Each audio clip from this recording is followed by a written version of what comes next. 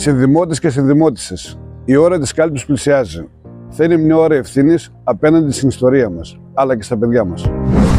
Δεν σας ζητώ απλά να μας ψηφίσετε. Σας ζητώ να μας εμπιστευτείτε. Σας ζητώ να κλείσετε την πόρτα στις πρακτικές του παλιού πολιτικού μοντέλου με τους σημερινούς εκπροσώπους του.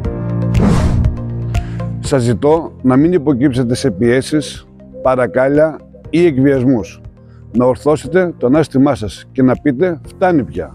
Φτάνει στην ανεπάρκεια, φτάνει στα μικροσυμφέροντα, φτάνει στην επανάληψη του αποτυχημένου πειράματος. Σας ζητώ να μην επιτρέψετε σε επίδοξους διαδόχους να αποδείξουν πως είναι χειρότεροι από τους προηγούμενους. Σας ζητώ να μην τους δώσετε το δικαίωμα να παίξουν με το φυσικό μας πλούτο αλλοιώνοντας το περιβάλλον. Για να σταματήσει ο κατήφορος πρέπει να μας εμπιστευτείτε, γιατί εμείς στη Δημοτική Επαναφορά ό,τι λέμε το κάνουμε.